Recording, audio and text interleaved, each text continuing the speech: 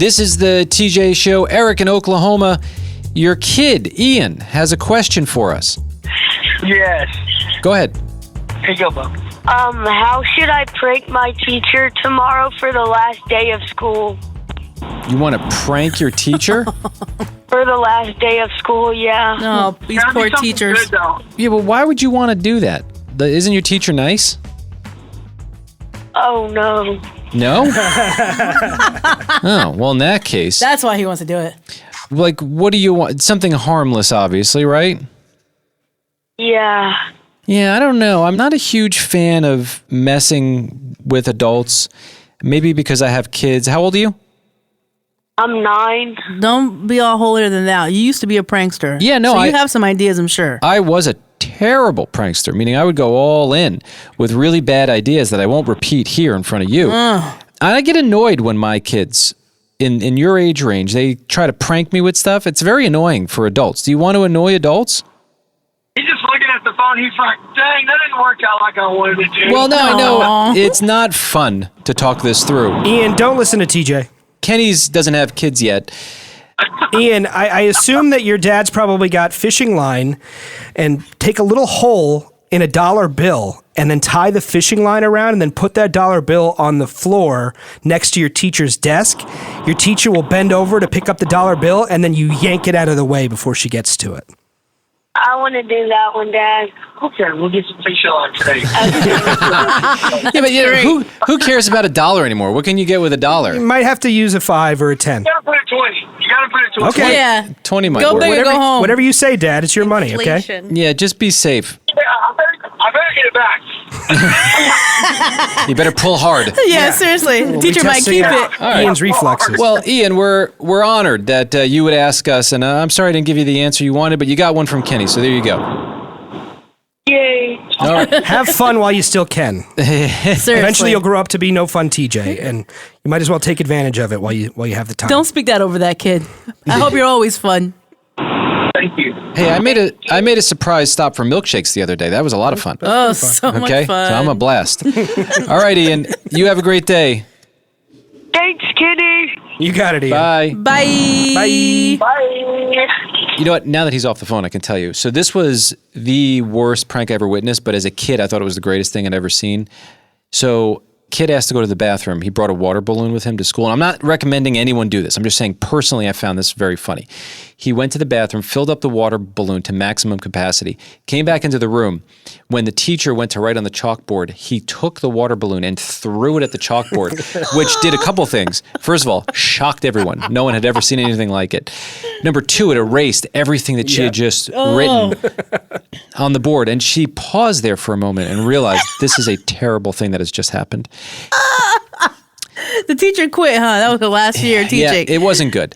I got to find that That is lady. great. I remember her name, too. I was driving home, and I was catching up with my wife, Jess, and she said, hey, you want a smoothie? She was making a smoothie. I could hear it, which is annoying because it makes it impossible to hear her as she's making the smoothie. Yes. We got one of those Vitamixes that Costco convinced us to buy, and it was a great buy. This was many years ago. It's But they're lasted. so loud. Oh, but it's held the test of time. It's wonderful, and I love the smoothies.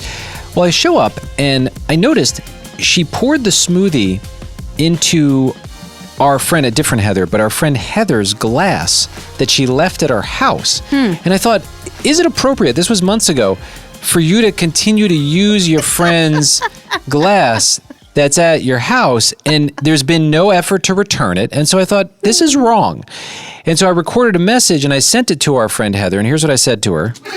Hey Heather, it's TJ. I feel like I needed to share something with you. Jess just served me a smoothie, and it's in your glass. Do you know how this happened, Jess?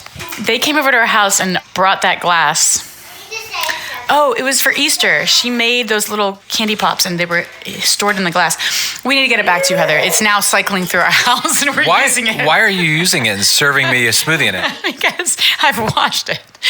But I do actually really like the glass. So it's like kind of become our glass. She likes it, though. That feels wrong to me. But I'm going to give it back to you, I promise. Well, I know it's yours. I haven't tried to pretend it's ours.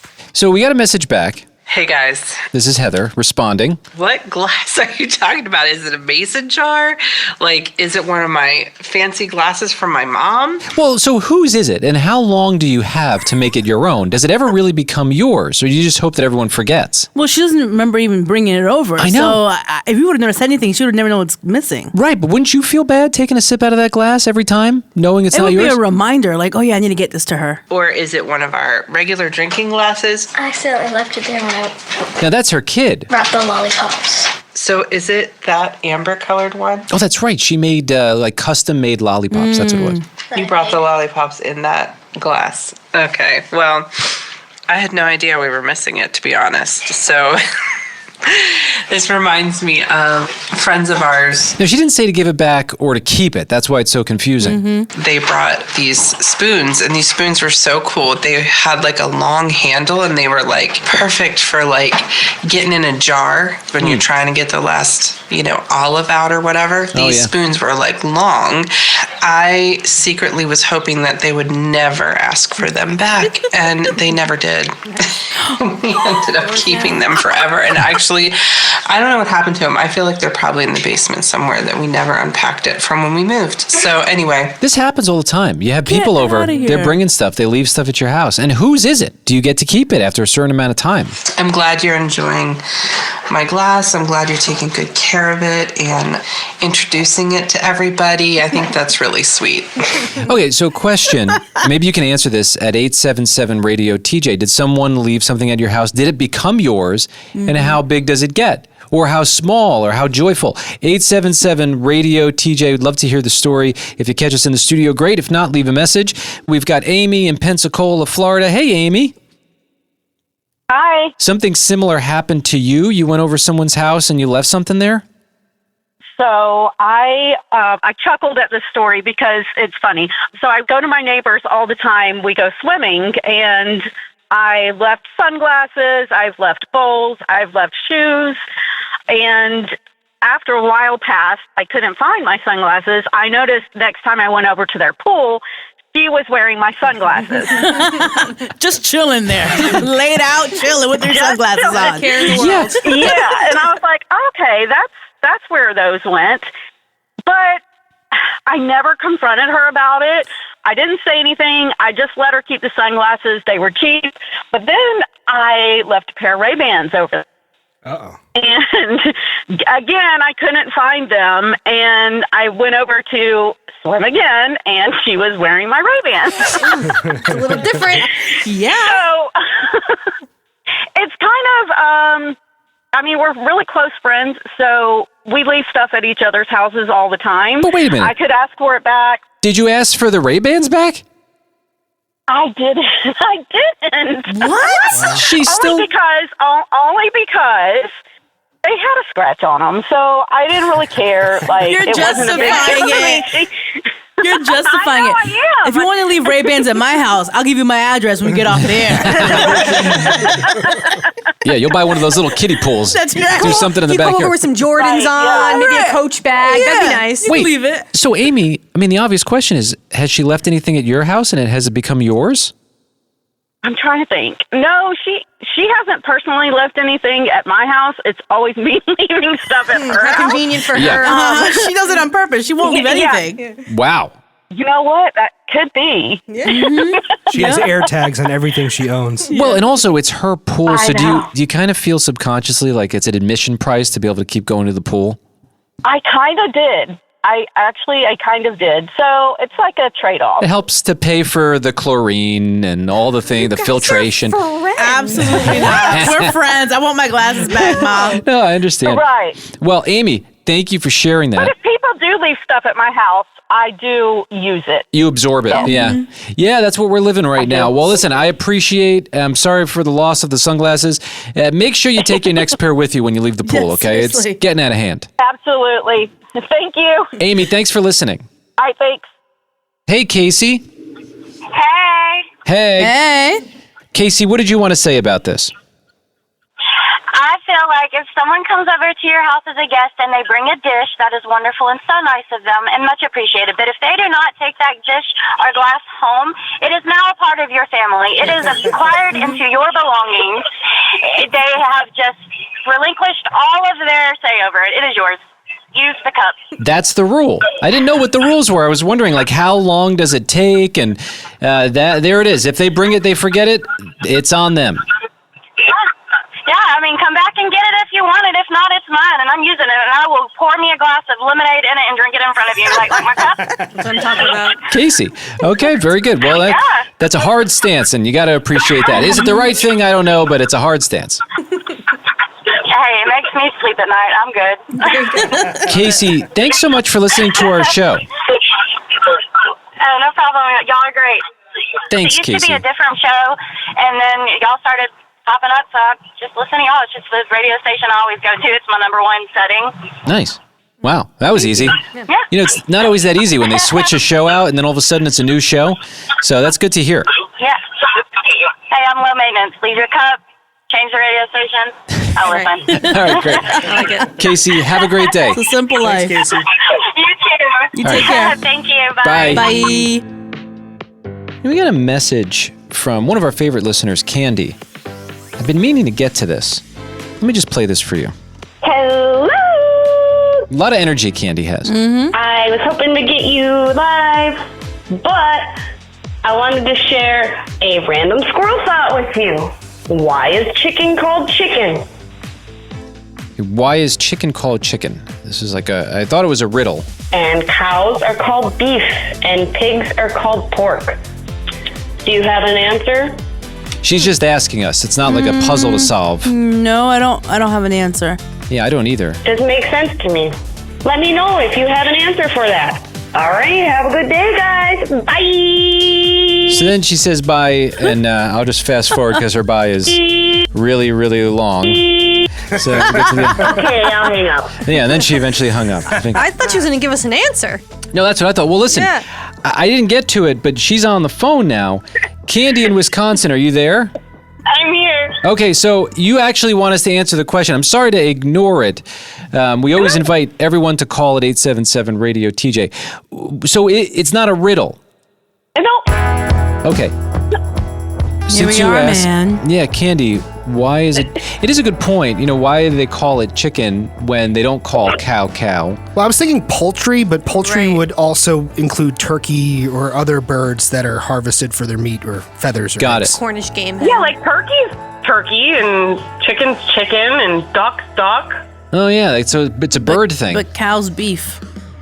The cow's beef. But where do they get that from? Like, Yeah, I don't know, man. You know what? I don't think about this stuff. There's probably an answer. Someone has studied the language deeply, and there's probably some reason for it. We could look into it if you really want us to. Do you have Google?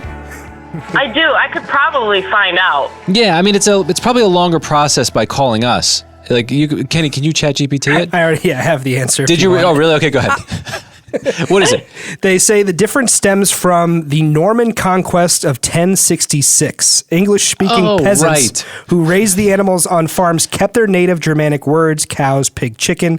Meanwhile, the French-speaking nobility who ate prepared meals used fancy French words for the meat on their plates. And because chicken was the cheapest, they just stuck with chicken and it made its way all the way to the dinner plate. Wow, you think they're making that up? But that's the real answer. I guess it's as good as mine, bro. I don't know. I'm going to go with it. What a boring answer. My brain just feels like mush now. Well, Candy, thanks for sparking that. I never thought about that before. I still think about what comes first, the chicken or the egg. Well, I don't know about that. There's some weird news about that was popping up lately. Yeah, Candy, you being from Wisconsin, what's in your cheese curds? What you been eating lately, girl? What's in my cheese curds? Is that what you asked? No, yeah, what do you put in your You're adding food? something a little extra. Yeah, a little extra. little seasoning. Yeah. A little, it looks like Little oregano, herbs. but it might not be You know oregano. Yeah. Cheese? Oh, that's Oh, it. That's sure. it. Cheese. It's Okay. just cheese. Right. We love you, Candy. Thank you very much. Bye, guys. Bye-bye. Bye. Bye. All right, I'm gonna cut that off. This is the TJ Show, our news. It sounds different around here. Kenny reads through every story he can find, and then he brings us the most interesting ones. Kenny, what's happening on the planet today? Amazon founder Jeff Bezos recently sat down with CNBC for an in-depth interview, and it kind of came off a little tone-deaf, in my opinion. Really? I've never found him to be that. Well, he was talking about AI, and he thinks that AI is going to be life-changing. It's going to make our lives better, not worse. And here's the specific quote that he gave that I think rubbed a lot of people the wrong way. He compared it to if you've been digging out a basement for your house with a shovel, and somebody's about to hand you a bulldozer, you should be so happy. So he says we should be so happy that AI is going to come alleviate all of our problems. What I don't enjoy is a lot of these tech guys, they all seem to be in this club. And yes, they're geniuses. They've done some things in the world where you're like, wow, how did they do that?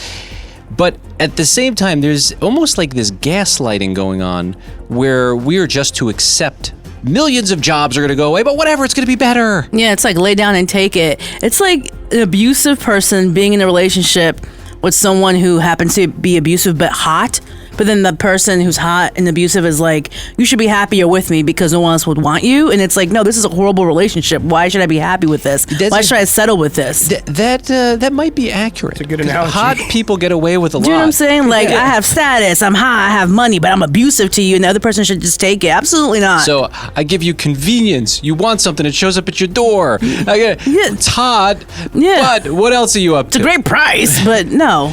Yeah, the prices are good. Yeah. I got a rubber stamper, by the way. Great price. You don't need it, though.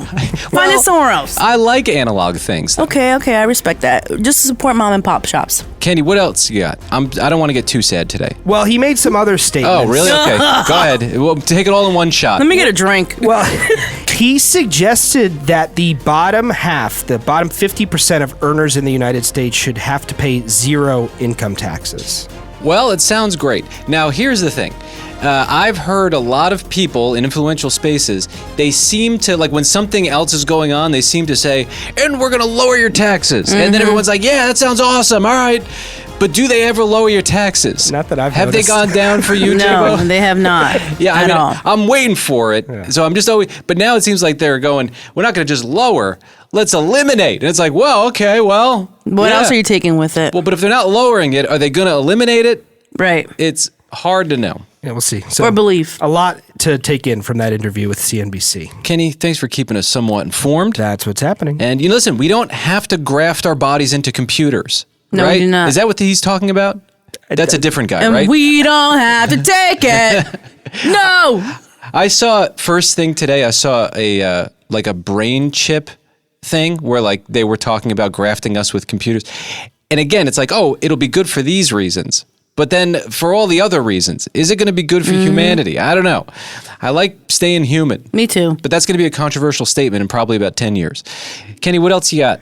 In Florida, a teenage girl and her friends took Lyft home from the beach. The girl was using her father's Lyft account, and I guess after they were dropped off, he received a message from Lyft saying that he was being charged $75 for damage done to the car during the ride. Huh. With that damage claim was a picture that showed an absolute mess in the back seat. So the father's thinking, wow, these girls are grounded for the rest of their lives. He confronts his daughter about this, and she goes, Dad, I didn't do that. We didn't leave a mess. We didn't have any food in the car or anything like that. And she takes a close look at the image. Lo and behold, there is a Gemini watermark at the bottom right of the image. The image was created by AI. Whoa. So the driver was trying to scam this family out of $75 with fake damage to his vehicle. Get out of here. And can you imagine if she didn't see that? Yeah. Her dad would have paid that fine. Also, how many other people never saw the watermark and was like, fine, whatever, I'll just pay the fine. Yeah, and also, like, what division to cause in a family?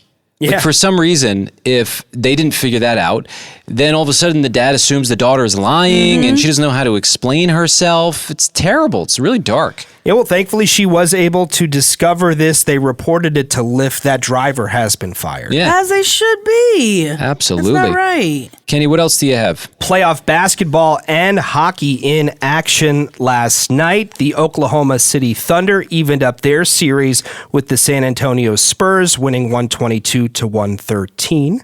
We have the Knicks and Cavaliers tonight, game 2 of the Eastern Conference Final.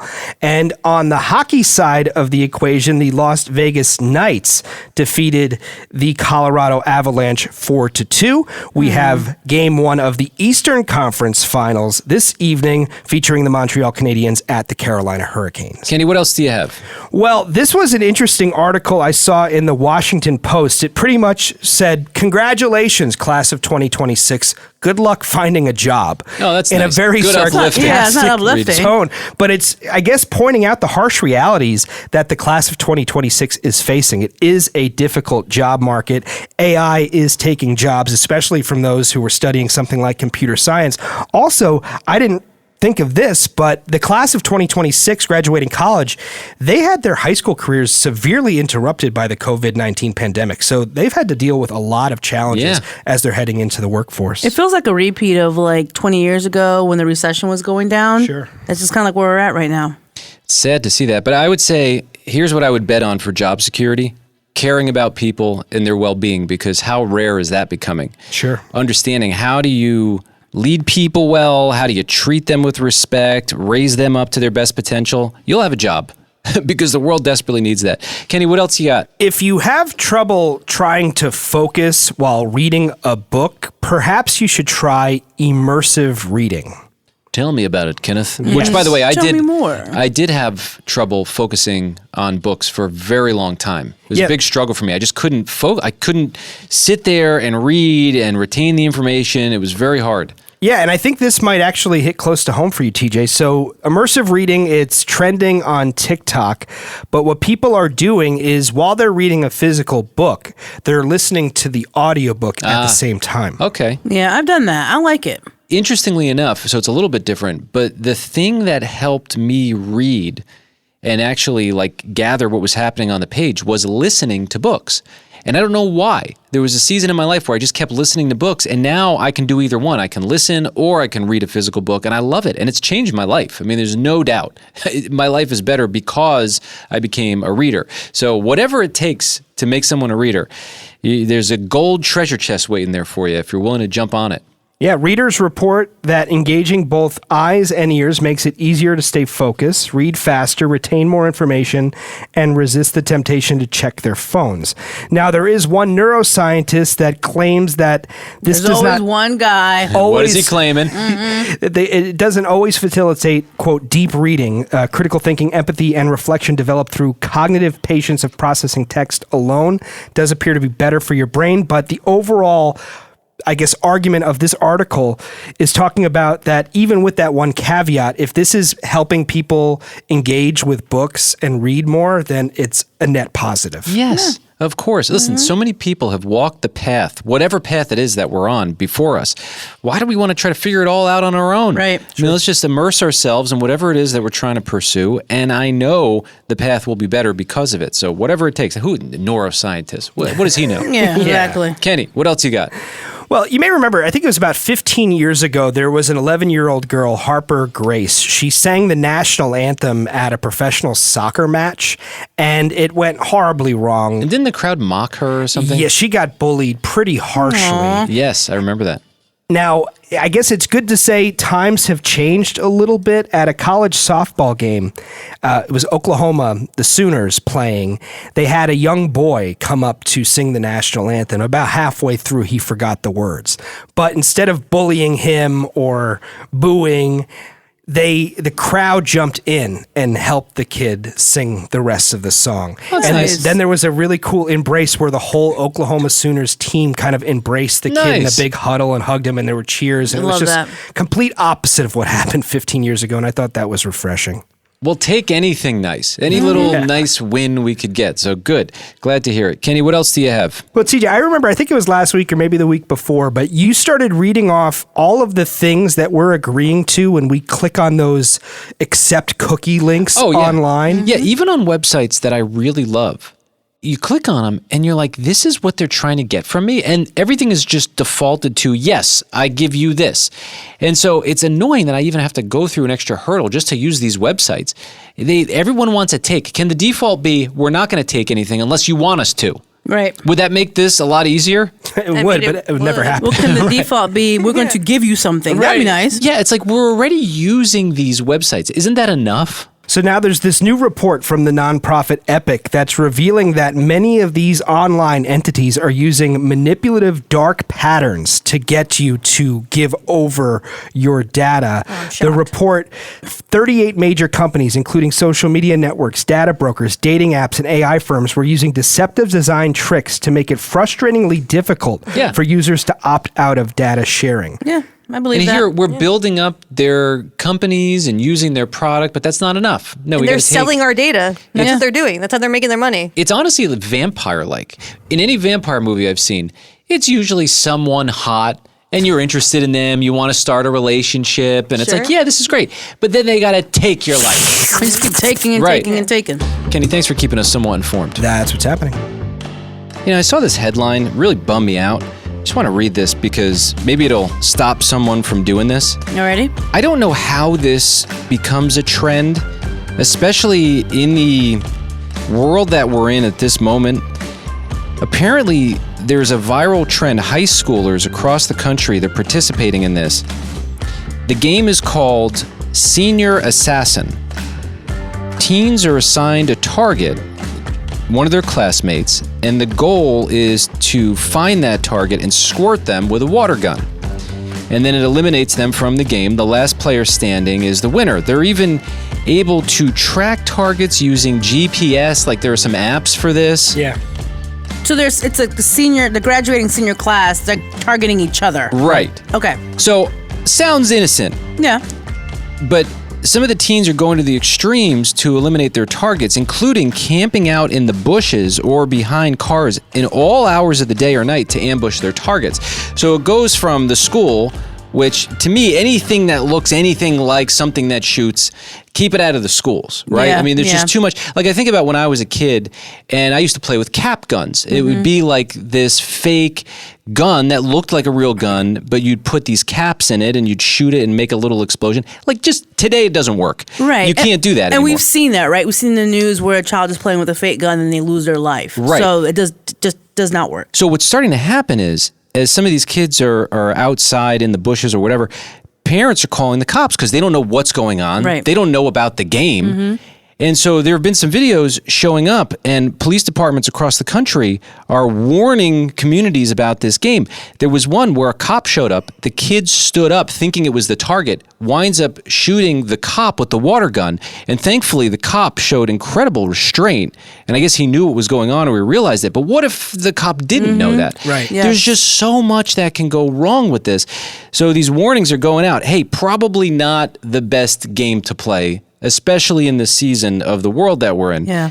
And also, some of the water guns actually look real. It's hard to know. No problem, yeah. There are other games to play, right? I mean, we could come up with other fun things. And I thought we should read this headline. Maybe it stops someone from playing this game. Can we bring back Pokemon Go? Right. Get back on your screen. We're safe. I know. Here I thought Pokemon Go was like the worst thing. Well, it turns out it's not so bad. This also reminds me of another. So just recently, we were wondering, like, are people still playing Ring and Run or Ding Dong Ditch? Right. And so Kenny went out, did a bunch of interviews, Yeah. and we had this whole segment that we were going to play. Well, we looked into it before we did the segment. It turns out that's a whole other problem. Yeah. People have been shot Yeah. for playing this game. And, like, it's not just one story. It's like, multiple what? stories. And it's heartbreaking because people are running away from you. So you would assume that there would be no harm in that. You're Right. not posing any harm. But unfortunately, like we had mentioned, because of the world we're in right now, yeah, people have lost their lives over just a silly game. Right. And so innocently, we were asking the question, is that something that still happens? Like with ring cams, that was, because like, well, how could you even do it with the camera? turns out it's much darker than we thought. So we just have to proceed with caution. Wanted to throw that out there. This is the TJ Show. Hey, it's Amelia Retaller. And Evan Lazarus. And this is Girls Rewatch Podcast, a podcast about girls, TV, and girls on TV.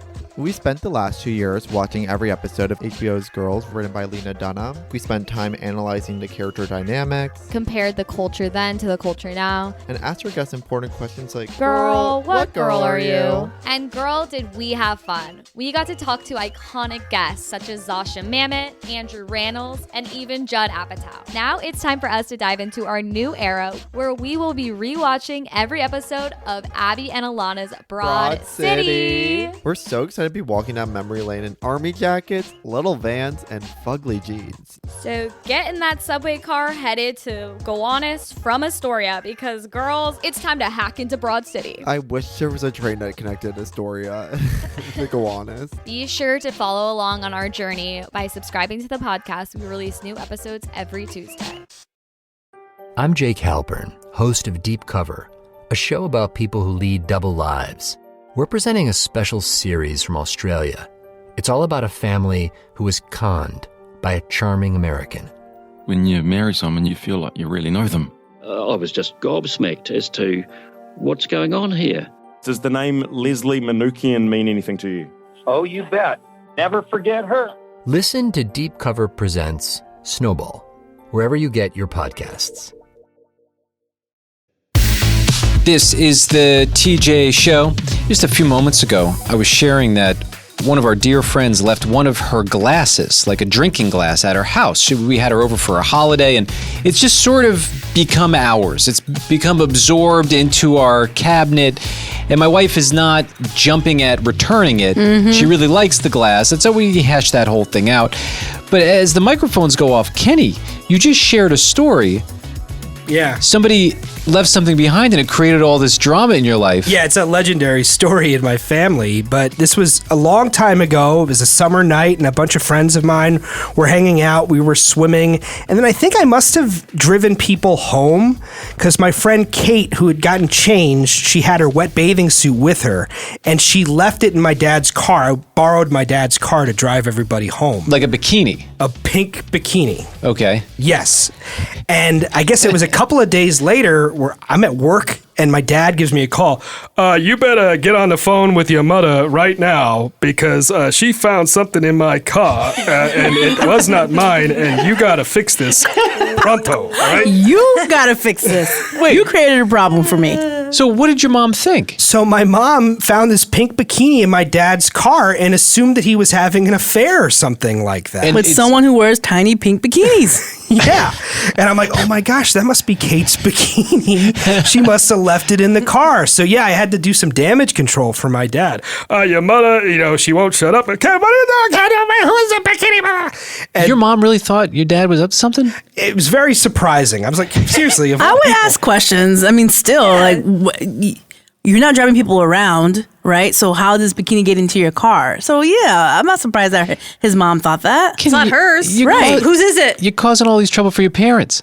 I tell you, June, it was not my bikini, as you could tell. And it was probably your dumb son. And one of his friends. So I don't know what he was doing in my car. That's another question I have for your son. Okay, so your mom believed you right away. Yeah, so okay, I cleared it up and yeah, we avoided the situation and my parents are still together 40 years later. That's good. Were you dating the girl? No, I remember telling her the story. It's like, hey, Kate, you left your bikini in my dad's car. It caused a little bit of a drama in the household. My parents are getting divorced. Seriously, yeah, great job. Thanks, Kate. I have it for you if you want it back. Kenny, good. Glad everyone's still together. Everyone's happy. Well, they're together. They're together. Yeah. Happy. That's the question. Happiness is subjective. Oh, wait a minute. Kenny's dad. I thought for sure you're happy with Kenny's mom. Ignorance is bliss. And I just shut my ears and go about my day. And that's about it. But you're happy? Sure. Always love it when you join in at our phone number, 877-RADIO-TJ. You either catch us in the studio or you get our voicemail like Taylor did. Hey, y'all. It's Taylor again from Alabama. Love you, Taylor. I'm listening to y'all right now about how a lot of people consider their car to be a part of the family. Oh, yeah, this was earlier in the week. There was a story that popped up that people actually consider their car a family member, so much so that they'll name their car. Yeah. In my experience, my truck has absolutely been a part of my family. Oh, her truck. I got it whenever I was 18 years old. I am almost 33 now. That was my first vehicle. I paid for it myself, and I had it for her name is Sassy. I call her her. Sassy. Okay, I like it. But she is no longer with us. She called it quits about a couple years ago. Well, that's a heck of a run. Yeah. Over a that's decade. amazing. Does that even happen anymore? I mean, I guess it could. It's possible. Yeah, depending if you get an older car, maybe. And I was heartbroken. I cried over my truck breaking down, and it was the best possible vehicle I could have ever gotten. It's like she's giving a eulogy for her truck. My truck, Sassy, is definitely a family member to me, and my heart hurts because she's no longer running. But I love you guys. Hope you guys have a great week. Bye. Well, there is some hope for Sassy. By the way, thank you for the call. I saw a flatbed truck, and they had one of those older trucks. Probably looked a lot like Sassy. And it looked brand new, painted beautifully with a blue color, and it seemed like they had replaced the wheels and everything. They're taking these old shells of cars, and people who just want to get from point A to point B, they're sort of bringing them up to speed in today's world.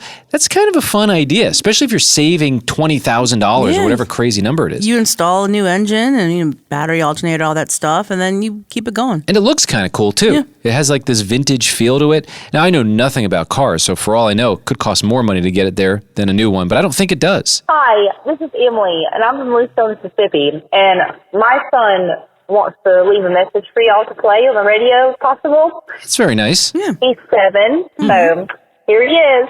Hello, my name is Uriah, and I'm going to play football this year. Oh, that's it. Letting us know that he's going to be playing football. I love it, man. Good for you. Call us back and let us know what position. Well, is it discouraging if I say don't bother? I mean, TJ doesn't play sports, so when TJ gives you any advice about sports, you gotta take it with a grain of salt. Well, but I know, but who? In other words, do not listen to him. But who wants to get hit in the head like that? A lot of people, too. Really? Kid. Well, nobody wants to get hit in the head, but people want to compete and play sports. But do something a little less contacty, right? Like what? I don't know. Ping pong. Don't they have a ping pong team? The ball can hit you. Yeah, but it doesn't hurt that much. It stings. But still, it's a tiny sting. stings. Yeah, it's a little stingy. But you played football. Was it a good idea? Yeah, I have a lot of great memories. I learned how to be a teammate and work together with people. And I think there's a lot of great stuff. And, you build some toughness from that. Yeah, which I think is important. I don't think Kenny built any toughness, but the other stuff he's pretty good at. Well, I didn't build toughness, that's for sure. But I'm working on it now. You're confusing me with TJJ. Well, congratulations on the football career. I'm not a huge soccer fan, although I went to go see a New England Revolution game when I was living in Boston, and it was probably the most fun I've ever had at a sporting event. Right. It was really cool. But I'm noticing these headlines popping up all over the place about how expensive World Cup tickets are. And I'm like kind of shocked. Who is paying $33,000 a ticket for these games? No sé. That's probably the reason why there's still so many tickets available. Yeah, and I Start soon, right? When does it start? In June? June. Yeah, and so they're having a hard time selling tickets. Well, gee, I wonder why. I mean, I'm not a mathematician, but that sounds like a pretty high price. Now, of course, that's not the usual price, but in comparison, some of the top tickets in the 2022 World Cup for the finals were around $1,600 on the high end. So we're talking about a huge difference. Just the get-in price to actually get into one of these games has now gone down from about $730 per ticket to $560 per ticket. So still super expensive. And so I was wondering, the last time the World Cup was in America, it was 1994.